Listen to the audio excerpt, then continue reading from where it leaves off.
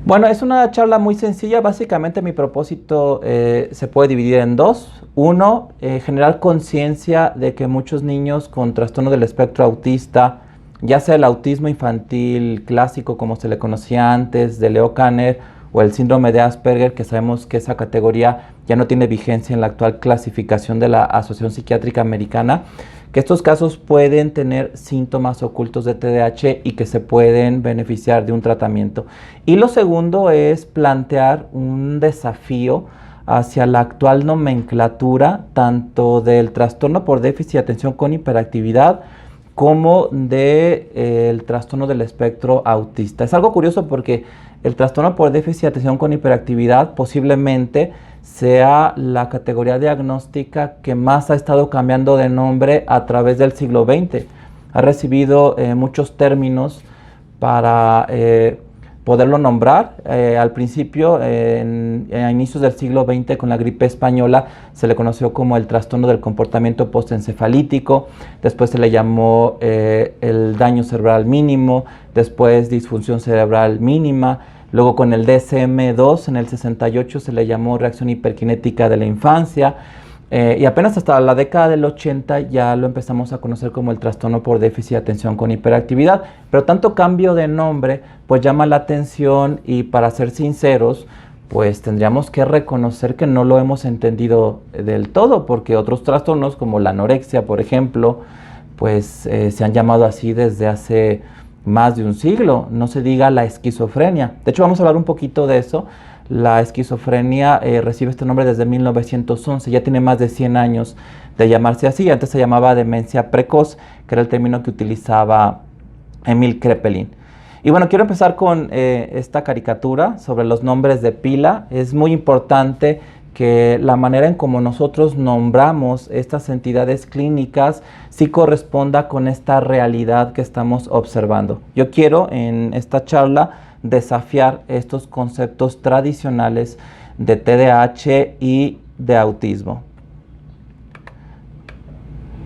Bueno, y fíjense, dice, esta definición a mí me gusta mucho, es la que generalmente comparto cuando tengo que definir el TDAH, la definición que da Russell Barkley.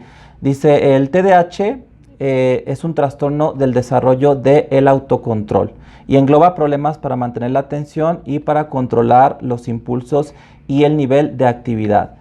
Lo que quiero es que se queden es con esta idea de que la esencia del TDAH es un problema que tiene que ver con el desarrollo del autocontrol, es como el freno de la máquina. Y bueno, aquí vienen algunas preguntas que tienen que ver con esta reconceptualización. Yo aquí pregunto, ¿los pacientes con TDAH realmente padecen un déficit de atención? ¿Realmente es un déficit? ¿Cómo se conectan las fallas en el autocontrol con el déficit de atención? Y lo pongo a propósito entrecomillado. Y otras preguntas sobre espectro autista. ¿Los pacientes con trastorno del espectro autista realmente padecen autismo?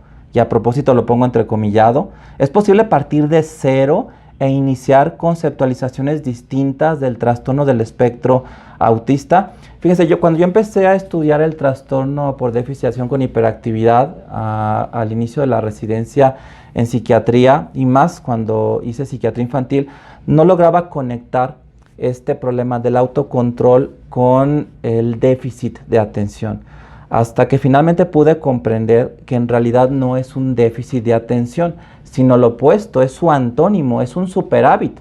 De hecho, los que atienden niños en consulta con esta condición, pues no me dejarán mentir de que con mucha frecuencia los papás nos dicen que los niños realmente le prestan atención a todo, están en todo, y de hecho pareciera que no están prestando atención a lo que se está diciendo, y después esa información ellos la pueden sacar, la pueden recuperar, y entonces los padres se dan cuenta que el niño tiene la atención puesta en muchos lados. No es un déficit, es un superávit. Entonces tenemos que las fallas en los mecanismos de autocontrol sí nos dan hiperactividad, nos dan impulsividad, pero no nos dan un déficit de atención, nos dan un superávit. Y este superávit afecta el foco y entonces se da el problema. Y sí puede ser que la manifestación clínica se parezca a un déficit o a una falla, pero en realidad, siendo más fenomenológicamente correctos, sí tendríamos que decir que es lo contrario, que es un superávit. Entonces aquí ya tenemos un problema, porque entonces es déficit o es superávit. El superávit me cuadra más, porque el superávit ya me habla de una falla en el proceso de controlar tu enfoque, ¿no? Como decía la maestra Mayra en la charla anterior, este frasco con diamantina pues está tratando de atraer la atención del niño, y un niño que no tiene autocontrol tiene una atención dispersa, la pone en todos los fenómenos y no es capaz de tener una atención centralizada en un solo fenómeno. De manera que entonces propongo que ya no debería de llamarse así. No es un trastorno por déficit, es un trastorno por superávit. Y de hecho quizá lo más correcto es que se conociera como trastorno de la inhibición conductual o un trastorno del desarrollo del autocontrol, tal como lo define Barkley. Y fíjense, yo tomé estas reflexiones de un texto de un psiquiatra español, el doctor Antonio Vallejo Nájera. Es ya un texto viejo, es de 1949, pero aquí cita a un autor, Fortla, y fíjense lo que dice este psiquiatra. Dice Fortla en preciosa metáfora que es la conciencia como cueva llena de tesoros en la que brilla tenue lamparilla cuyos resplandores permiten que solo se vean un corto número de cosas. Cuando tu atención funciona, es esa lámpara que está en esta cueva y solamente puedes ver algunas cosas. En el caso del niño, como tiene un superávit de la atención, es como si toda la cueva se iluminara, y eso está generando un ruido sensorial, y entonces el niño está disperso y no puede enfocar su atención. Por eso es que vemos muchas fallas del desarrollo al inicio, como decía el doctor Barragán en la mañana. Muchos casos de TDAH se manifiestan primero como retrasos en el desarrollo del lenguaje, porque el niño no es capaz de enfocarse en las palabras o en la construcción de frases. Y fíjense, les comparto un poco más de Vallejo Nájera de 1949. La atención es un complicado proceso psicológico que, si bien es cierto, abarca simultáneamente a varios objetos, por regla general se dirige exclusivamente a uno de ellos. Esto no lo puede hacer un niño con TDAH, porque él tiene un superávit de su atención. La característica subjetiva de la atención es que nos ocupamos de un objeto al que concedemos la preferencia entre las varias sensopercepciones provocadas por los estímulos externos en un momento determinado. Fíjense, yo lo puedo comparar así. Este superávit de la atención es como un radio descompuesto donde fallara el mecanismo de sintonización. Es decir, imagínense ustedes un aparato de radio FM en donde se escucharan todas las estaciones al mismo tiempo. Es decir, que no pudiera sintonizarse solamente una frecuencia de onda y que entonces el radio estuviera reproduciendo todas las estaciones igual, al mismo tiempo. Al niño le costaría mucho trabajo poderse desarrollar si no es capaz de filtrar todos los estímulos que llegan a él. Bueno, ahora imagínense cómo sería este superávit en un niño muy pequeño. Posiblemente ese niño muy pequeño parecería un niño autista, porque estaría un poco ensimismado, entre comillas, pero es porque estaría percibiendo todos estos estímulos sin poderlos discriminar. El término correcto en realidad para el superávit es la hiperprosexia, así lo define Vallejo Nájera, o la sobreactividad de la atención, que a mí en lo personal me gusta más este último término, y se caracteriza porque el sujeto atiende simultáneamente a las más variadas impresiones sin que fije su atención sobre un objeto determinado. La clínica no nos deja mentir, los papás no nos dejan mentir. Ellos describen esta hiperprosexia o esta sobreactividad de la atención en los niños que llevan a consulta. De manera que entonces el planteamiento es que las fallas en el autocontrol tienen que ver con hiperactividad, con impulsividad y con sobreactividad de la atención o hiperprosexia. Y fíjense, esto es muy interesante y eso también nos ayuda un poco a entender cómo el TDAH trasciende otras funciones mentales que tradicionalmente no han sido contempladas en el DSM-5, que ya la doctora Ortiz desde la mañana pues ya desafiaba la visión tradicional del DSM para irnos a otros abordajes epistemológicos. Fíjense, seguimos leyendo a Vallejo Nájera de 1949. Habla de la psicología de la atención, proceso psicológico a beneficio del cual concentramos nuestra actividad psíquica sobre el objeto que preferentemente la solicita, trátese de una percepción, sensación, afecto o volición. Fíjense, sensación, y aquí yo voy a meter el tema hasta de la vejiga urinaria, cuando al niño le llega la sensación de que tiene que ir a orinar y el niño está disperso, y entonces puede tener un episodio de enuresis. Con la finalidad de fijar, definir y seleccionar las sensopercepciones y representaciones, la asociación de las ideas y su elaboración. Un niño con este superávit de atención también está disperso para sus sensaciones corporales, de manera que puede no identificar cuando tiene hambre, no identificar cuando está saciado, y entonces ahí se dan los problemas de la conducta alimentaria, no identificar cuando su vejiga está llena, y entonces tener un accidente. De manera que aquí yo conecto este déficit en el autocontrol o esta falla en el autocontrol con esta sobreactividad de la atención y los episodios de enuresis. Es decir, aquí podemos ir trazando otros fenómenos psicopatológicos que parten del primer eslabón de la cadena, que son las fallas en el autocontrol. Y también otros aspectos que también los han platicado a lo largo de esta mañana en las diferentes ponencias. Lo había platicado la doctora Acosta hace un par de horas. Ella comentaba que las fallas en el sueño son parte del síndrome del TDAH, también la disregulación emocional y también la conducta alimentaria, de manera que ya estamos muy atrás con lo que dice este manual, porque aquí solamente habla de aspectos que tienen que ver con conducta y atención. El DSM-5 y los DSM anteriores de toda la serie, desde 1952 que se publicó el primer número, pues nunca hablan de problemas en el sueño, problemas en las emociones y problemas en la conducta alimentaria. Sin embargo, es parte de un síndrome más amplio que estamos empezando a descubrir. Entonces volvamos nuevamente a este concepto de este niño que tiene este superávit, no puede discriminar, es como un radio descompuesto donde no funciona bien el sintonizador y de repente están llegando todas las estaciones de radio al mismo tiempo y se están reproduciendo en su mente. Un niño preescolar con esta característica, con este superávit de la atención o hiperprosexia de la atención, este niño parecería un niño con autismo, porque no sería capaz de fijar su mirada, su atención en un solo estímulo. Parecería ensimismado, pero sería algo paradójico, porque realmente el niño no está encapsulado en una burbuja, al revés, más bien eso es lo que le haría falta, poder blindar algunos estímulos para poderse enfocar en unos cuantos. De manera que con esto nos empezamos a acercar un poco a una relación ya más cercana entre el trastorno por déficit de atención con hiperactividad y el trastorno del espectro autista, como si el común denominador de ambos fuera el mismo tronco, las fallas en los mecanismos de autocontrol.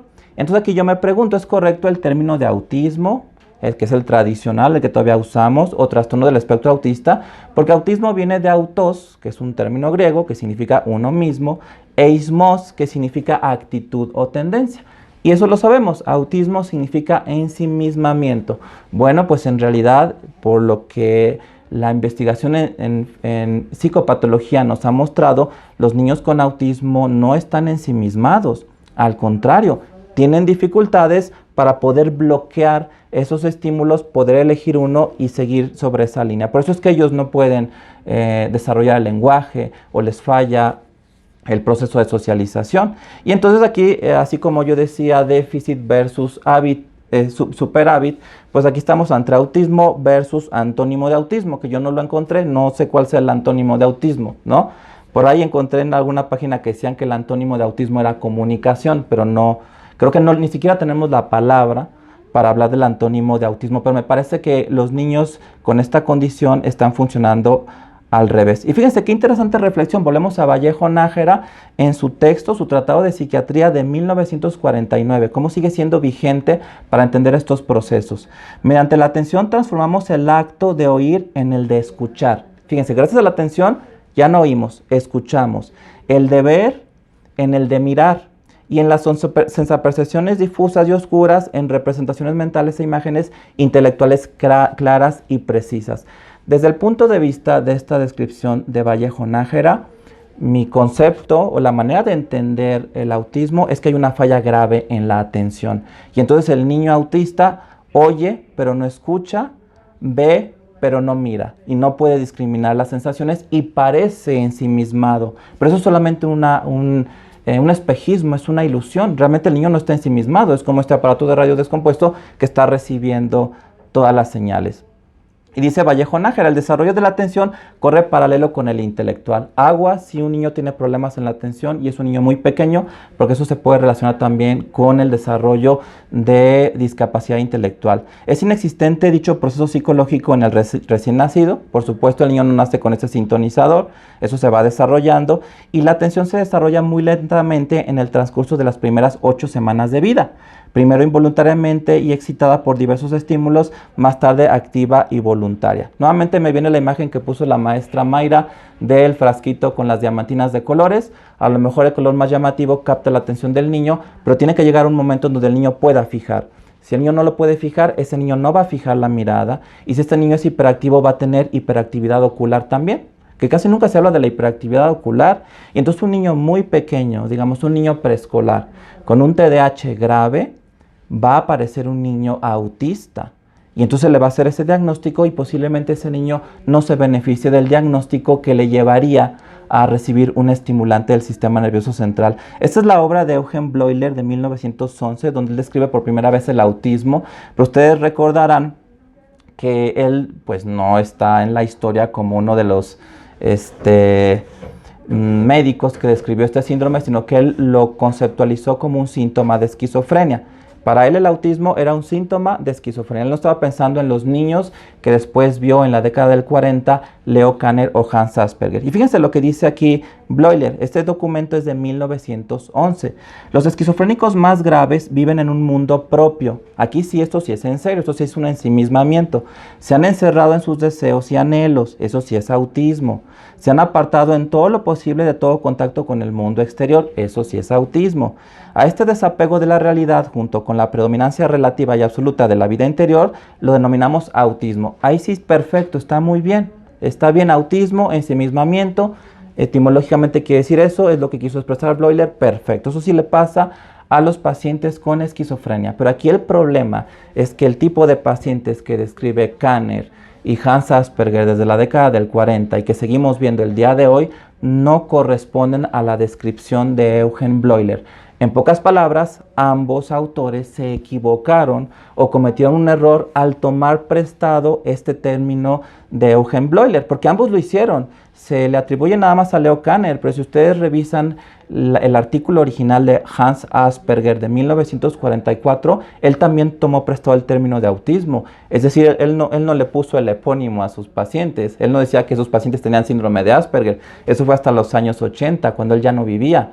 Él les llamaba también pacientes autistas. Entonces volvemos nuevamente a cómo funciona el cerebro de un niño en donde tiene serias fallas en el autocontrol. No puede seleccionar la información que viene a su mente y entonces está abierto a toda la información. Eso es totalmente lo opuesto a autismo. Aquí más bien está totalmente abierto a la información y no puede bloquearla. Este es el artículo original de Leo Kanner, un artículo histórico de 1943. Él lo titula como perturbaciones autísticas de contacto afectivo. Y fíjense, aunque se cree que Hans Asperger describió este síndrome muy parecido, porque ahora pues estamos viendo que era lo mismo, al año siguiente realmente fue el mismo año, porque aunque la publicación sale a la luz en el 44, aquí voy a hacer un acercamiento, en realidad el artículo se mandó a la revista en octubre de 1943 y el artículo se titulaba Psicopatía autística en los niños. Entonces ambos autores, sin saberlo, sin conocerse, sin tener comunicación, escogieron este término de Bleuler de 1911 y en 1943 se lo pusieron a niños con estas fallas o con estas características. Es casualidad, ¿no?, que ambos lo hayan hecho igual, pero creo que ha sido un error llamarles autistas a los niños con estos problemas porque no están ensimismados. De manera que el término viene a ser incorrecto y yo creo, alguien podrá no estar de acuerdo con ello, que el término, el nombre, sí puede generar fallas en los procesos de investigación que estén más adelante de eso. Ahorita lo vamos a ver en un esquema. Fíjense, me gustó mucho lo que dijo el doctor Barragán en la plática de la mañana cuando él decía que el desarrollo del sistema nervioso central era jerárquico. Eso es cierto y hay que tomarlo en cuenta. Y yo lo comparo con el desarrollo de la bicicleta, ¿no? Cuando se inventa la bicicleta, quienes lo desarrollaron no se preocuparon mucho por el freno, tengo lo de el movimiento de frena en la mente. No se preocuparon por lo del freno y entonces simplemente tenías que pedalear la bicicleta y tenías que arreglártelas para poderla frenar. No tenía frenos. Los frenos vinieron después. Lo mismo sucede con el sistema nervioso central. Para la biología del niño, lo más importante es moverse, lo más importante es comer, lo más importante es estar aquí, es estar allá, es incluso actuar impulsivamente para sobrevivir. Y ya una función que viene después es la capacidad del freno, ¿no? Los niños con TDAH o con espectro autista son como esta bicicleta que sí se mueven, funcionan relativamente bien en ciertos ambientes, pero cuando requieren meter el freno, ahí es en donde se da la falla. Entonces, fíjense, aquí partimos de la conceptualización original de Kanner y Hans Asperger de 1943. A ambos le llaman autismo, un término que toman prestado. Yo creo que ya lo tendrían que regresar y mejor utilizar otro nombre. De aquí se toma la descripción para los manuales diagnósticos y estadísticos de trastornos mentales. El que impera en la actualidad es el DSM-5. Y bueno, a partir de ahí ya se hacen instrumentos que nos sirven para la investigación. Pero lo que se está investigando está partiendo de ahí, no se está yendo para más atrás. Es decir, lo que yo propongo es irnos hasta acá otra vez, ¿no?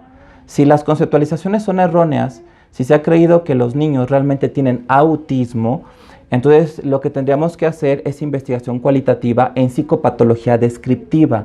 Es decir, abandonar por algún momento o dejar de darle prioridad a la investigación cuantitativa que tiene que ver con la aplicación de escalas o de instrumentos, porque estas están basadas en los manuales diagnósticos y estos están basados en las conceptualizaciones tradicionales. Y esa es una crítica que dice Germán Berrios hacia la psiquiatría de las clasificaciones, que le llama hasta una industria. Fíjense, la industria de las clasificaciones, al ofrecer un glosario reducido de términos, hacen que los síntomas opacos o no codificables permanezcan inexplorados o silenciados. Lo son porque no existen y no existen porque no están. El hecho de que ni siquiera tengamos en nuestra mente la palabra superávit o ni siquiera encontremos un antónimo de autismo, pues hace que entonces nuestra mente no pueda percibir algunos fenómenos clínicos. Percibimos los que nuestra mente filtra. Esto viene en la conceptualización tradicional, hacemos manuales, hacemos instrumentos y de ahí va la investigación, ¿no? Creo que si realmente queremos avanzar en el autismo, que ya van varios años, porque cuéntenle del 43 para el 2020, pues creo que ya llevamos un poco de estancamiento. Y el doctor Héctor Pérez Rincón ha hablado de la crisis en la especialidad de la psiquiatría. Él considera que existe una crisis actual a nivel mundial. Y él dice esto y lo quiero compartir: no existe una base sólida aún, que esto también hace un poco de correlación con lo que mencionaba la doctora Silvia Ortiz en la mañana, para fundamentar la clasificación de los trastornos mentales, así como las intervenciones terapéuticas. Entonces tenemos como que partir desde el principio. Y dice Berrios, la utilización de criterios diagnósticos, fíjense, es muy pesimista, pero pues así lo dice, podría en no muy largo espacio de tiempo producir un acto de barbarie o de catástrofe gremial.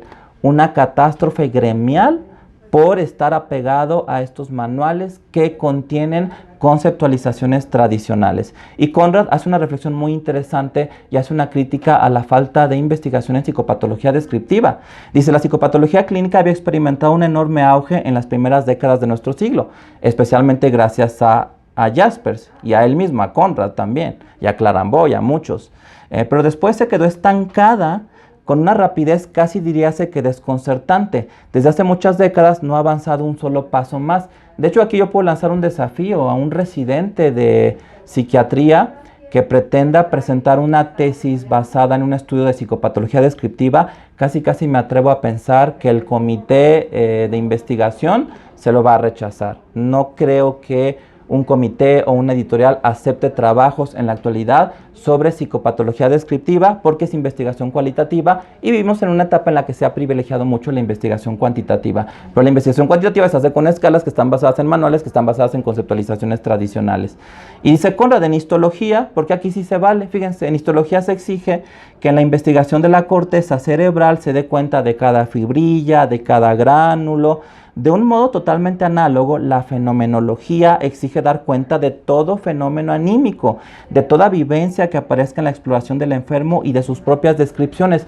¿Estamos realmente haciendo investigación de psicopatología descriptiva en autismo? ¿Estamos desafiando la conceptualización tradicional que tuvo Hans Asperger y Leo Kanner? Porque parece que estos señores hasta se telepatearon porque les llegó a la mente la palabra autismo, que estaba en la mente de muchos psiquiatras gracias a Bleuler.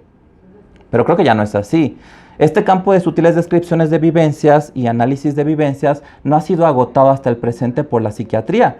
Desde hace muchos decenios se encuentra ante nosotros como un campo baldío y espera que lo cultivemos. Investigación en psicopatología descriptiva es un campo baldío y en autismo aún más. Y luego nos preguntamos por qué no estamos avanzando en el conocimiento de este trastorno o en las intervenciones terapéuticas, en los fármacos.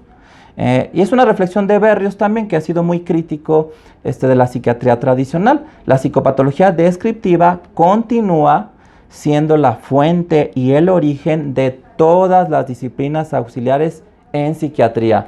Pues hay que volver al tronco, señores. Hay que seguir haciendo investigación en psicopatología descriptiva. Hay que volver a mirar el autismo, volver a mirar el déficit de atención, proponer nuevos nombres, proponer nuevas palabras para hablar de los fenómenos que podamos observar. No quedarnos con lo que ya observaron en la década del 40 o en la década del 50. Y fíjense, esa es una reflexión. Sacudámonos el concepto de autismo. La esencia del autismo no son las dificultades en la interacción social. Se ha creído eso porque como autismo es ensimismamiento, entonces se cree que la característica cardinal son las fallas en la interacción social. Eso es consecuencia de un proceso psicopatológico de fondo. Mientras sigamos conceptualizándolo así, no podremos encontrar un buen tratamiento. Y aquí hago una pregunta interesante. ¿Por qué no hay casos de TDAH en la obra de Leo Kanner y Hans Asperger? ¿O sí los hay?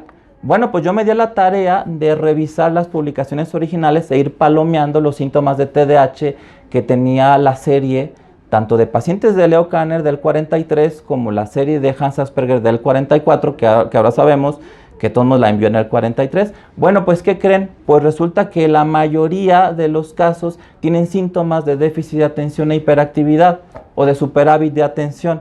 Les voy a poner dos ejemplos. Uno es Donald T. Es un paciente de Leo Kanner que fue evaluado en octubre de 1938.